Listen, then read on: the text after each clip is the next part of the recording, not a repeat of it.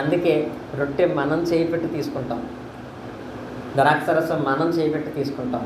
యేసుక్రీస్తు వారు కూడా మీరు దీన్ని తీసుకోండి అని చెప్పి అలా నడిపించిన క్రమాన్ని క్రొత్త నిబంధన యందు మనమైతే చూస్తున్నాము. ఇది బలుల్లో దహన బలి, ఆత్మ సంబంధమైన బలుల్లో ఉన్నటువంటి క్రమం.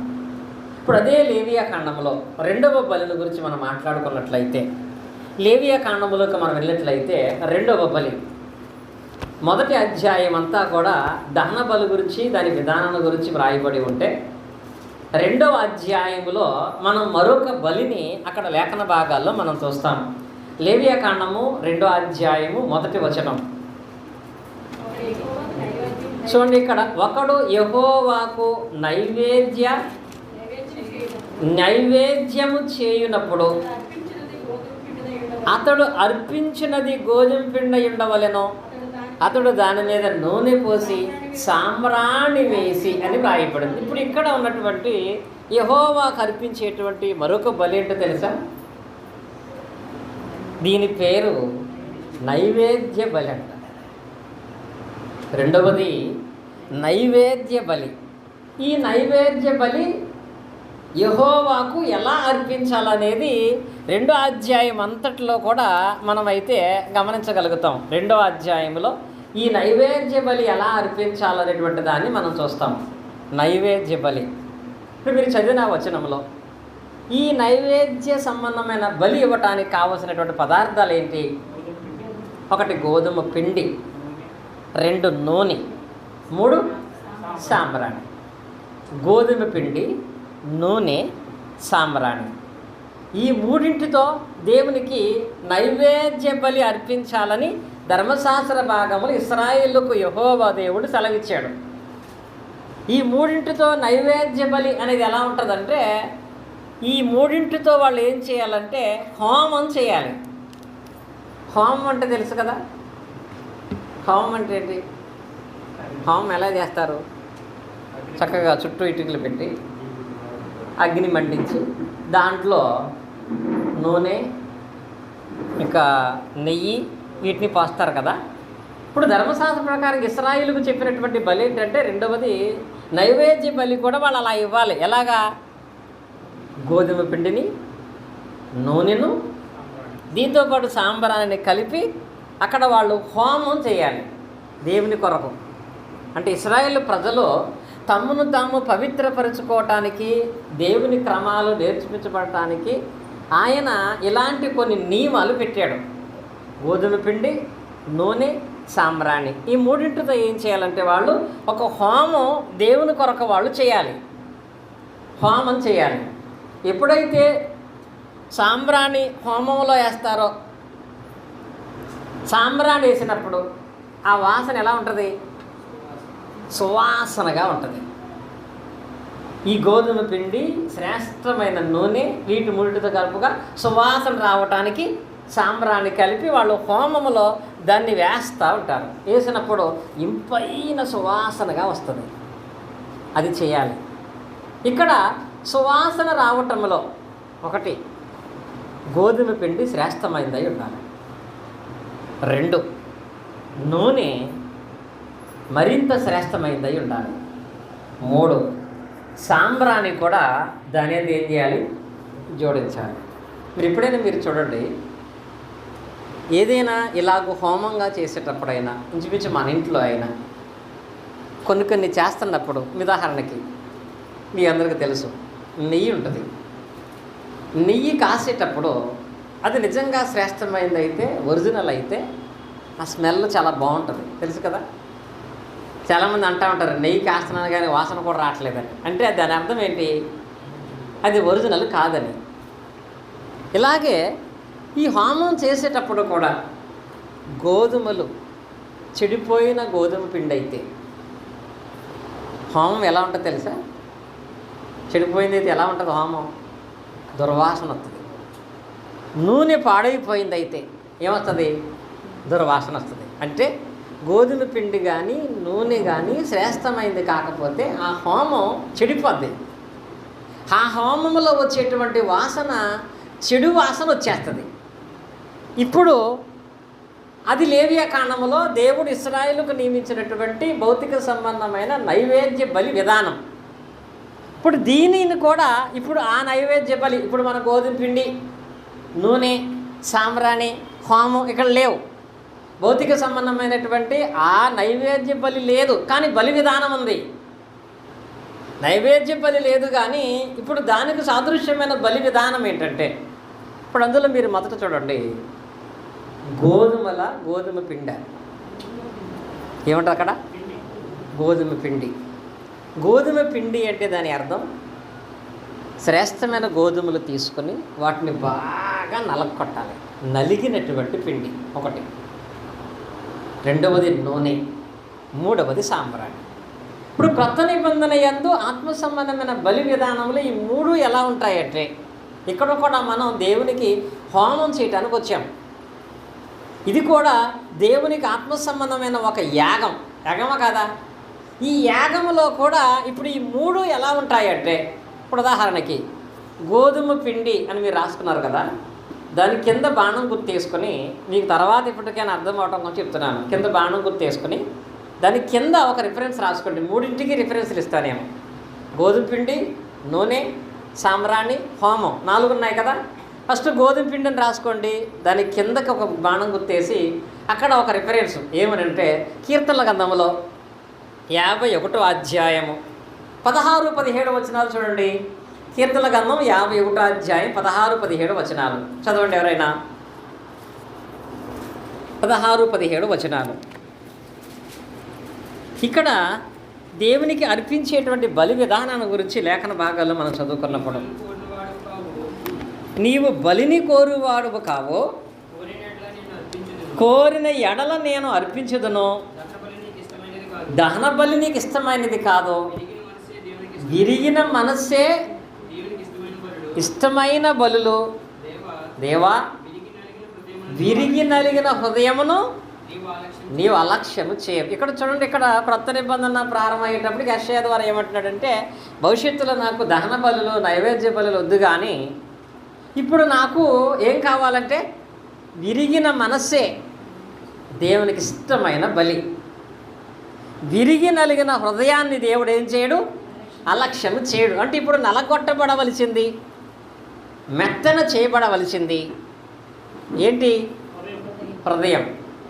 ఇప్పుడు క్రొత్త నిబంధన విధానాన్ని బట్టి మనం జ్ఞాపకం చేసుకున్నట్లయితే, ఇప్పుడు దేవునికి ఇష్టమైన హోమం మనం చేయాలంటే, ఈ ఆరాధన క్రమం అందు దేవునికి ఇష్టమైనటువంటి హోమాన్ని మనం చేసేవారమై ఉండాలంటే, ఇప్పుడు ఈ హోమంలో ఇది ఆదివారం కదా, ఆత్మసన బలి కదా, ఇక్కడ నలగొట్టబడవలసింది ఏంటి? హృదయం అనేది నలగొట్టబడాలి. హృదయం చెప్పాడు కదా, విరిగిన మనస్సే దేవునికి ఇష్టమైనటువంటి బలి. ఇక్కడికి పట్టుకొచ్చి పిండిలు నలగొట్టడం కాదు, నీ హృదయం నలగొట్టబడాలి. విరిగి నలిగిన హృదయము దేవునికి ఇష్టమైనటువంటి బలి. నీ యొక్క ఆరాధన, నీ హోమాన్ని దేవుడు అంగీకరించాలంటే ఇక్కడ ఎరగలిసింది ఏంటి? నలగలిసింది ఏంటి? హృదయం. విరిగి నలిగిన హృదయం అంటే అహంకారాన్ని కానీ, గర్వాన్ని కానీ, లోకసన చెడును కానీ నీలో లేకుండా ఇక్కడ ఎలా ఉండాలంటే దేన మనసు కలిగి, విరిగి నలిగిన హృదయముతో, మనసునందు దుఃఖముతో, దేవుని యందు విధేయతతో, లోబడే మనసుతో నువ్వు ఇక్కడ చేసేది ఉండాలి. ఇది హోమం. ఈ హోమంలో పిండి ఏంటంటే నీ హృదయం. పాట పాడిన దీనత్వం నీలో కనపడాలి, ప్రార్థన చేసిన విధేయత నీలో కనపడాలి, వాక్యం చదివిన దాని యందు నీ యొక్క విరిగి నలిగిన మనసు కనపడాలి. లేనప్పుడు హోమం ఏమైపోద్దంటే చెడిపోద్ది, చెడు వాసన వచ్చేస్తుంది.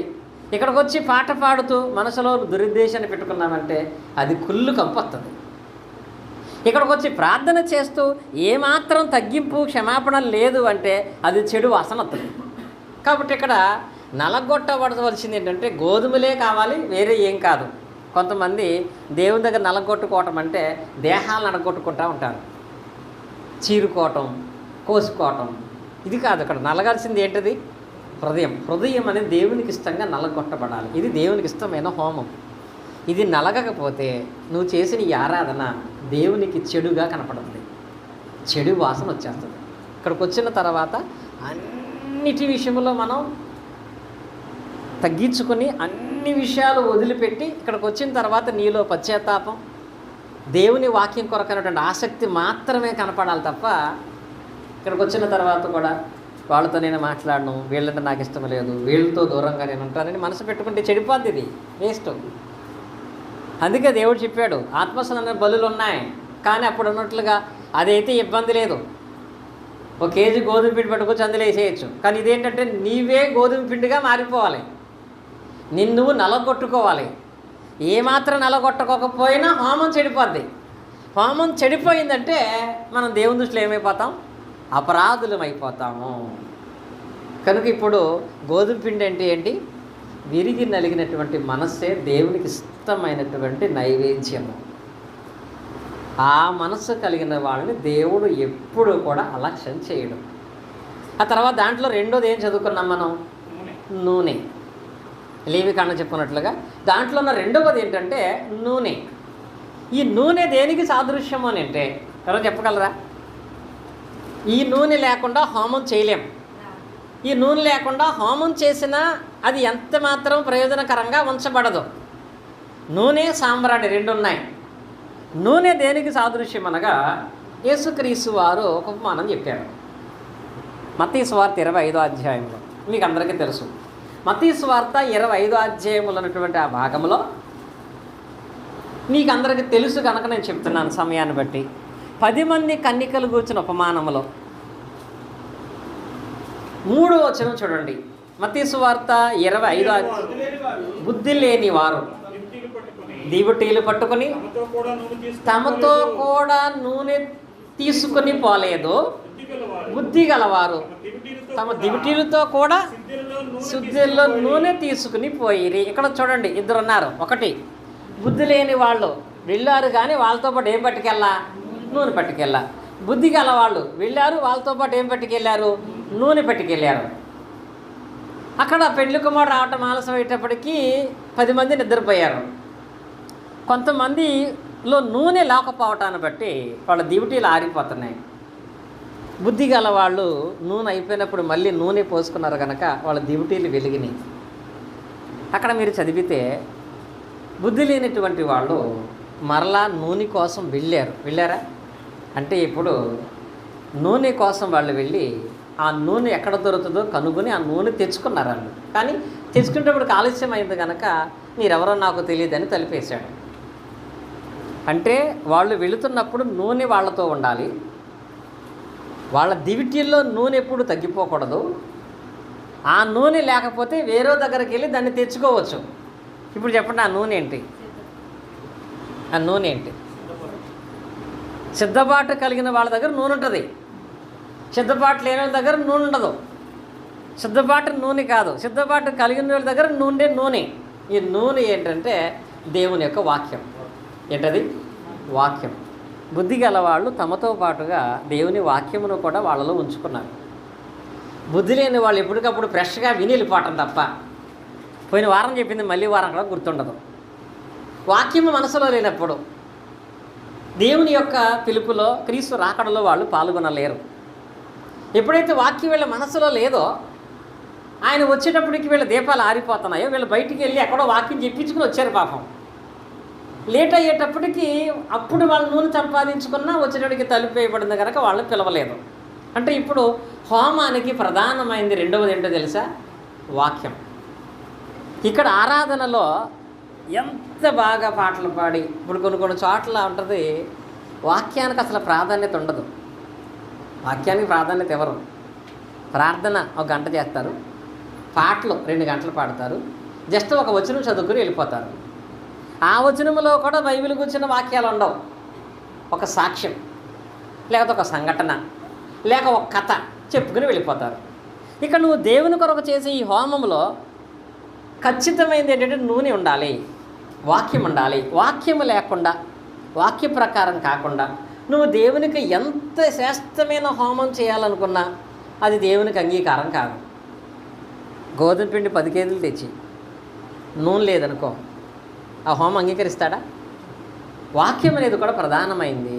అందుకే ఎక్కడికి వెళ్ళినా, ఏ సందర్భంలో అయినా చాలా చోట్ల చాలా సందర్భాల్లో మ్యాక్సిమం కేవలం ప్రార్థనే చేయడానికి పిలిచిన అక్కడికి వెళ్ళినప్పుడు బైబిల్ పట్టణాన్ని చదువుతాను నేను.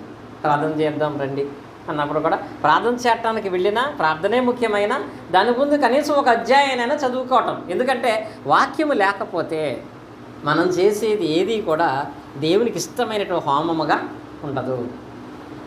వాక్యం ఉండాలి, వాక్య ధ్యానం ఉండాలి. రొట్టె తీసుకునేటప్పుడు వచ్చాం, దేవుడి కొరకు నువ్వు చేసినటువంటి ఈ యాగములో మనకు పాలుభాగస్యం ఉంటుందా? రొట్టె తీసుకునేటప్పుడు వచ్చి పాల్గొంటే మొహమాటం కొరకు సేవకుడు ఇస్తాడేమో కానీ అది అంగీకరించబడదు. పైగా ఆ విషయంలో దేవుని విషయం ఏమవుతాం, మనం విరోధులు అవుతాం, రోగాలు వస్తాయి, బలహీనతలు వస్తాయి. కనుక హోమం అంటే వాక్యం ముఖ్యం. వాక్యము లేకుండా నువ్వు దేవునికి ఏం చేసినా అంగీకరించబడదు. వాక్యము ప్రకటింపబడాలి ఏ సందర్భమైనా సరే. అందుకే చివరికి చనిపోయిన వ్యక్తి శరీరం దగ్గర కూడా ఏం చెప్పుకుంటాం మనం? వాక్యం. వాక్యానికి ప్రాధాన్యత ఇవ్వకపోతే అది ఏ కార్యమైనా సంపూర్ణం కాదు. అది ఎప్పుడు కలిగినటువంటి వాళ్ళంగా మనం ఉండాలి. ఇది ఆత్మసంబంధమైన బలిలో కావలసినటువంటి నైవేద్యంలో రెండవ ప్రధానమైనటువంటి పాత్ర దేనికి? దేంటిది? నూనె అనేటువంటిది కూడా కావాలి. ఇప్పుడు ఆ తర్వాత ఈ రెండింటితో కలిపి, ఇప్పుడు గోధుమ పిండి నూనె అనేవి మనకు సంబంధించినవి.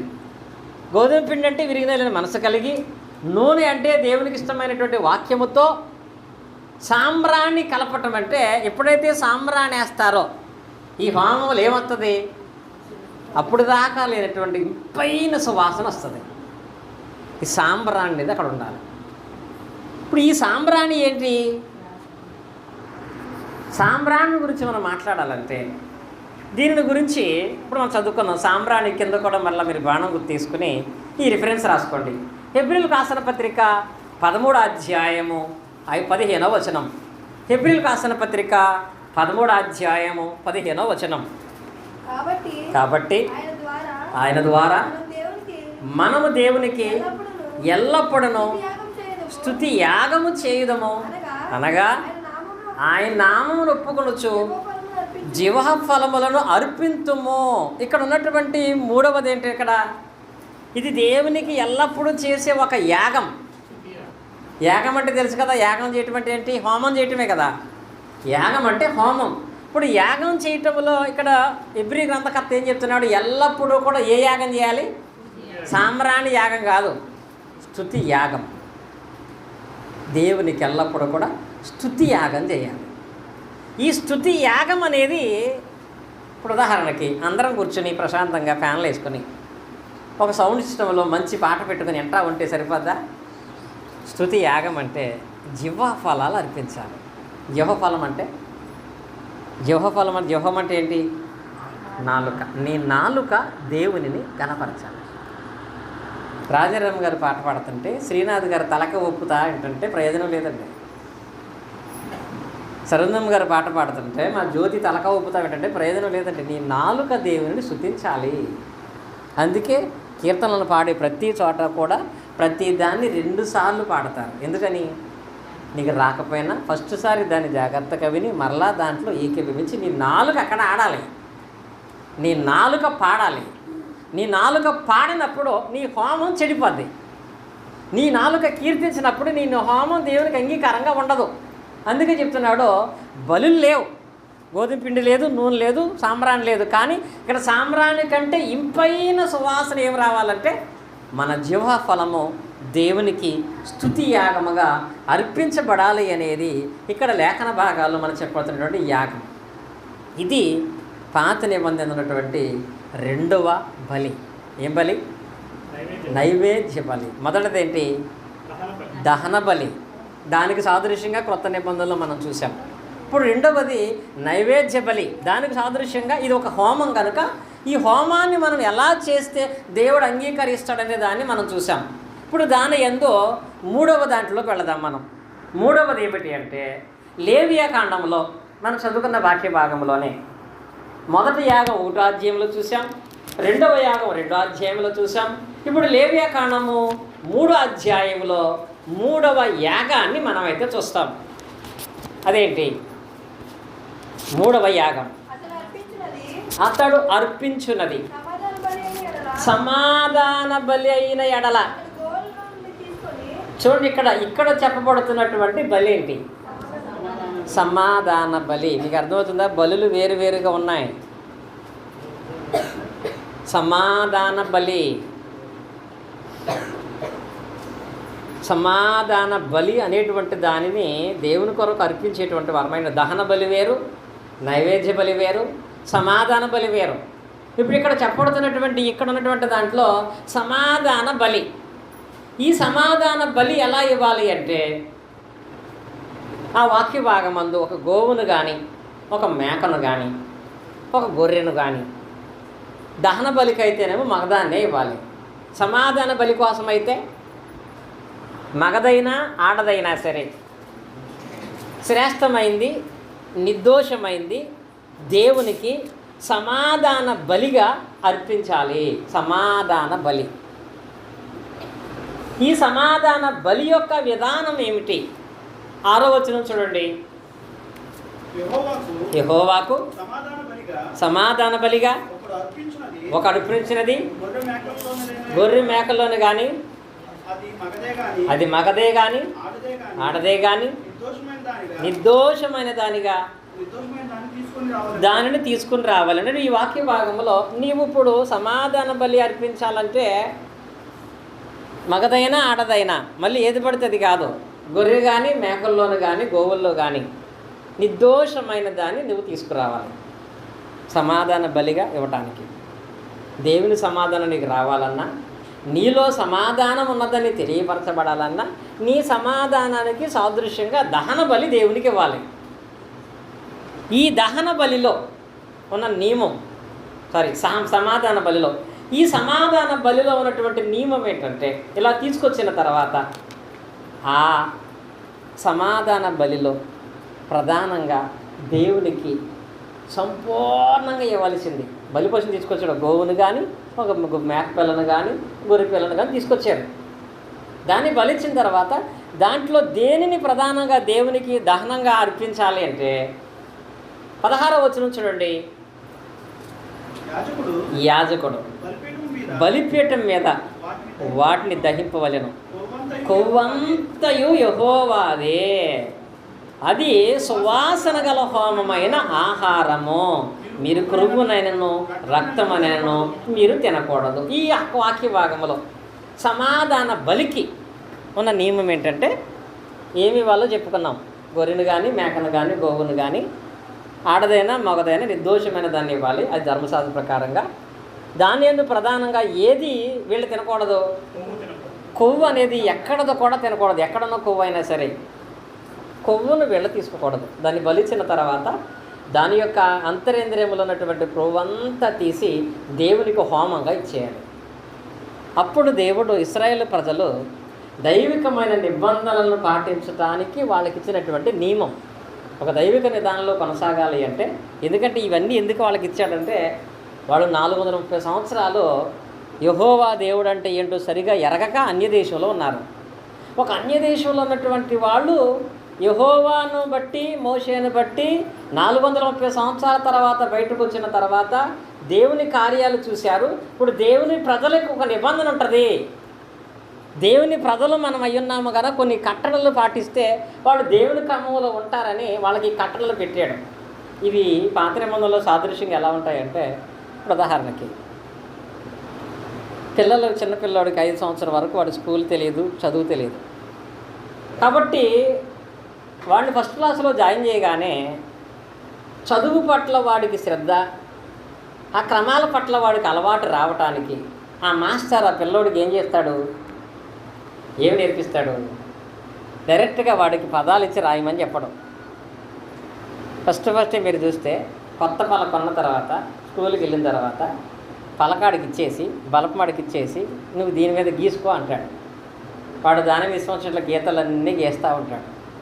గీతలన్నీ గీసిన తర్వాత అప్పుడు వచ్చి ఒక రౌండ్గా ఒక 0 చుట్టమని చెప్తాడు. 0 చుట్టమని అంటే వాడు ఏం చేస్తాడు? 0 అంటే ఇప్పుడు 0 ప్రయోజనం లేదు, గీతల ప్రయోజనం లేదు. కానీ ఏం అలవాటు చేస్తుందంటే, పలకకి బలపానికి మధ్య వాడికి ఒక రిలేషన్ ఏర్పడాలి. అందుకోసం ఏంటంటే ఒక క్రమం పెట్టడానికి గీతలు గీయించడం 0 గీయించడం అనేది విడిచిపెడతారు. ఆ తర్వాత ప్రయోజనకరమైన పాఠాలు నేర్పిస్తారు. దేవుడు కూడా దేవునికి దూరమైన ఇశ్రాయేలు ప్రజలను మనం దేవుని జనాంగం అయినప్పుడు దేవుని జనాంగం కొన్ని నియమాలు పాటించాలి, కొన్ని పద్ధతులు పాటించాలి, దేవుని క్రమము మనం పాటించాలి, దేవుని క్రమాలు చాలా తప్పకుండా జాగ్రత్తగా పాటించాలని, క్రమంగా ఉండాలని నేర్పించడానికి ఇవన్నీ పెట్టాడు.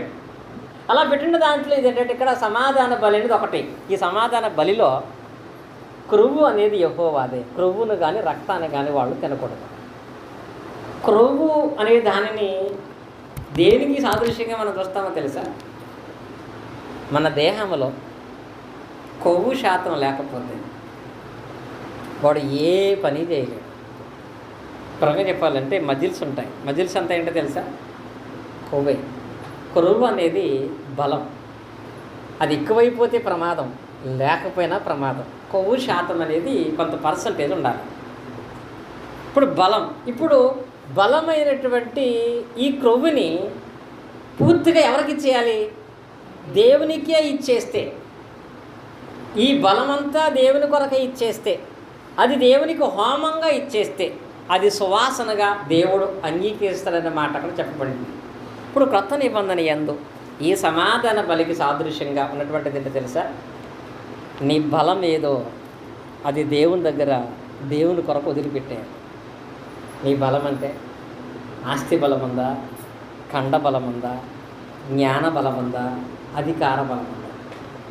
ఇది ఏదైనా దేవుని విషయంలో ఏం చేయాలి? విడిచిపెట్టేసుకోవాలి. అది ఆయింది.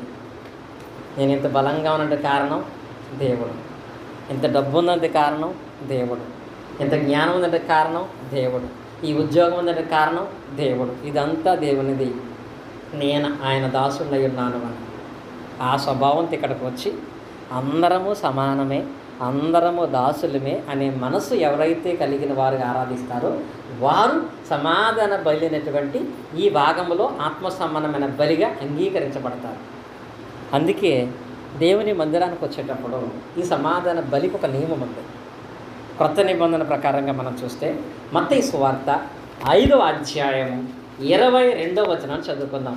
మత్తయి సువార్త 5వ అధ్యాయము 22వ వచనం. మత్తయి సువార్త 5:22. కావున నీవు బలిపీఠమునొద్ద అర్పణ అర్పించుచుండగా నీ మీద నీ సహోదరుడికి విరోధం ఏదైనానో కలదని అక్కడ నీకు జ్ఞాపకం వచ్చింది ఎడల అక్కడ బలిపీఠం ఎదుటనే ఈ అర్పణ విడిచిపెట్టి మొదట వెళ్ళి నీ సహోదరుడితో సమాధాన పడవలెను. అటు తర్వాత వచ్చి నీ అర్పణ అర్పించాలి. ఇక్కడ ఈ వాక్య భాగం మనం చదివితే ఇప్పుడు దేవునికి అర్పణ ఇవ్వటానికి మనం వచ్చాం. ఇక్కడ కొత్త ప్రకారంగా దేవుని ఆరాధన చేయడానికి వచ్చాం. ఈ ఆరాధన చేయడానికి వచ్చిన మనం ముందు చెప్పినట్లుగా దహన బలి అనేటువంటి క్రీస్తు బలిలో చేయి పెట్టడానికి వచ్చాం. క్రీస్తు అనే ఈ బలిలో మనం చేయి పెట్టాలన్నా, మన పాపాలకు పరిహారార్థ బలిగా దేవుడు క్రీస్తునిచ్చిన దాన్ని బట్టి మేలును పొందాలి అన్నా, ఇక్కడ ఏం చేయాలంటే నీవు దేవునికి ఆత్మసన్న బలిగా అర్పించబడాలన్నా, ఇక్కడ ఉన్న బలిలో పాల్గొనాలి అన్నా నీలో సమాధాన బలి అనేది ఒకటి ఉండాలి. ముందు సమాధాన బలి. నీ బలం నువ్వు తగ్గించుకొని, నీ అహం నువ్వు తగ్గించుకొని. ఇక్కడ మీరు చదివితే నీవు ఇక్కడికి వచ్చినప్పుడు నీ విరోధి అనగా నీతో ఉన్నటువంటి సహోదరులు ఎవరికైనా నీకు విరోధం ఉన్న ఎడల అనేటువంటి పదం అక్కడ రాయబడింది. ఆ వాక్యాన్ని మనం ఒకసారి మనం చదువుతున్నట్లయితే ఆ వాక్య భాగమందు మీరు ఒకసారి పరిశీలన చేసినట్లయితే 24 వాక్య భాగంలో 23 కావున నీవు బలిపీఠమున అర్పణ అర్పించుండగా నీ మీద నీ సహోదరునికి విరోధమేమైనా కలదని. ఇక్కడ ఈ వాక్య భాగంలో నీ మీద నీ సహోదరుడుగా, నీ సహోదరుడి మీద నీకా అంటే ఉదాహరణ చెప్పాలంటే మా జ్యోతికి అచ్యుతమ్మ గారి మీద విరోధం ఉంది. మా జ్యోతికి అచ్యుతమ్మ గారి మీద విరోధం ఉన్నప్పుడు నేను విరోధం పెట్టుకున్నానని జ్యోతి వెళ్ళి అచ్యుతమ్మ గారు సమాధాన పడాలి. అచ్యుతమ్మ గారి మీద జ్యోతికి విరోధం ఉంది. అప్పుడు ఏంటంటే నేను విరోధం పెట్టుకోవాలా, జ్యోతి నాతో విరోధం పెట్టుకుంది, నేను కరెక్ట్గా ఉన్నా, ఆమె కావాలని గొడవ పెట్టుకుంది. కాబట్టి ఎప్పటికైనా ఆమె వచ్చి నాతో మాట్లాడాలి అనేది మనిషిగా ఉండేటువంటి స్వభావములు ఒక అహం. నేను తప్పు చేస్తే నేను అడుగుతా, నేను తప్పు చేయనప్పుడు నేను ఎందుకు వెళ్ళాలి? నేను పొరపాటు చేస్తే నేను మాట్లాడతా, నేను చేయనప్పుడు ఎందుకు వెళ్ళాలి? కానీ ఇక్కడ నీ అహం, నీ అధికారం, నీ బుద్ధి మార్చబడితే నీ మీద నీ సహోదరుడికి అని రాయబడలేదు అక్కడ. నీ మీద నీ సహోదరుడికి అంటే నీ మీద వాడికి కోపం వచ్చింది, వాడి మీద నీ కోపం రాలి. నీ మీద వాడికి కోపం వచ్చినా నువ్వే వాడి దగ్గరికి వెళ్ళాలి. నీ మీద వాడు కోపం వచ్చి నీతో వాడు మాట్లాడితే మానేస్తే నువ్వు వాడి మీదకి వెళ్ళాలంటే ఎంత తగ్గించుకోవాలి? అదే కొవ్వు తగ్గించుకోవటం అంటే, అదే సమాధాన బలిగా దేవునికి ఇవ్వటం అంటే. అలా నిన్ను తగ్గించుకొని ఈ హోమం చేయడానికి అలా అందరితో ఎప్పుడైతే సంఘ సభ్యులతోనూ ప్రతి ఒక్కరితోనూ నీవు సమాధాన పడేటువంటి విధానం కలిగిన వాడు ఉంటావో అప్పుడు ఇక్కడ నువ్వు చేసేదాన్ని దేవుడు అంగీకరిస్తాడు. అప్పుడు ఇక్కడ చేసేదాని వల్ల మనకి ఫలితము ప్రయోజనం ఉంటుంది. ఇది ప్రతి ఒక్కరూ చేయవలసిందే. మేక గొర్రె ఆవులు కాదండి. నిన్ను నీ వహాన్ని తగ్గించుకొని ఈరోజు ఆరాధన చేయాలంటే నీ సహోదరుడితో నువ్వేం చేసి ఉండాలి? సమాధానపడి మాట్లాడాలి. ఆరాధనకు వచ్చి ఎవరితో మాట్లాడకుండా సంఘ సభ్యులు ఒకరు విరోధంగా మనం ఉండి వెళ్ళిపోతున్నామంటే మనము ఈ హోమాన్ని చెడికొట్టేస్తాం. మన హోమం దేవుని ఎదురు చెడిపోతుంది. అది సమాధాన బలిగా. అందుకే చెప్పాడు క్రొత్త నిబంధనలో ఆత్మసన బలి ఉంది. బలి కాదు, బలులు ఉన్నాయి. ఒకటి దహన బలి, రెండవది నైవేద్య బలి, మూడవది ఏంటి ఇక్కడ సమాధాన బలి అనేది ఒకటి ఉంది. దీని గురించి పౌలు గారు ఇంకా స్పష్టంగా చెప్తారు. చూడండి, ఎఫెసు రాసిన పత్రిక మనం చదువుకున్నట్లయితే ఎఫెసులకు రాసిన పత్రికలో 4వ అధ్యాయం 1వ వచనం చూడండి. ఇక్కడ చెప్తున్నాడు, కాబట్టి మీరు సమాధానమును బంధము చేత ఆత్మ కలిగించు ఐక్యతను కాపాడుకుంటయందు శ్రద్ధ కలిగిన వారే ప్రేమతో ఒకరికొకడు సహించండి. ఏ బంధం? సమాధానం అనే బంధం. సమాధాన పడాలి కాబట్టి, సమాధాన పడటం దేవుని వాక్యములో ఆయన చెప్పిన నియమం కాబట్టి ఆత్మ సంబంధమైన బలుల్లో ఇది ఒక భాగం అయ్యింది కనుక ఏమన్నాడంటే మీరు సమాధాన బంధం చేత ఆత్మ కలిగించు ఐక్యతను ఏం చేసుకోవాలి? కాపాడుకుంటూ శ్రద్ధ కలిగిన వారే ఒకరికొకరు ఏం చేసుకోవాలి? ఏం చేసుకోవాలంట? సహించుకోండి. ద్వేషించుకోవద్దు, ఎప్పుడు కూడా సహించుకోండి. మాట్లాడారా? సరే, ఇలా మాట్లాడాడు, సహించుకుందాం, దేవుడు దానికి తీర్పు తీరుస్తాడు. ఓర్చుకుందాం, దేవుడు దానికి సమాధానం ఇస్తాడు. కనుక మనలో మనం చెప్పాలంటే కొవ్వు ఉండకూడదు. బాడీలో ఉండే కొవ్వు కాదు, బ్రెయిన్కి ఉండే కొవ్వు ఉండకూడదు. అది పెట్టుకొని దేవుని దగ్గర ఏ విధమైనటువంటి యాగం చేసినా అది చెడిపోతుంది. మన యాగము కొత్త నిబంధన యందు శ్రేష్టమైంది. పాత నిబంధన బలులైనా ఆగిపోయినాయి, కానీ ఈ బలియాగం ద్వారా గొప్పదైన మేలును మనం చూడగలుగుతాం. దేవుని సమాధానాన్ని, దేవుని సహాయాన్ని మనం పొందగలుగుతాం. అది మనం పొందగలగాలి అంటే సమాధాన బలి అనగా ఆత్మ కలిగించేటువంటి సమాధానమును ఐక్యతను కాపాడుకోవడానికి ఒకరినొకరు సహించుకుంటూ, ప్రేమించుకుంటూ, సహకరించుకుంటూ దేవుని పనిలో మనం కొనసాగుదాం. అప్పుడు మనల్ని ప్రేమించేటువంటి దేవుడు ప్రతి ఆశీర్వాదాన్ని మన జీవితాలలో కలగచేస్తాడు.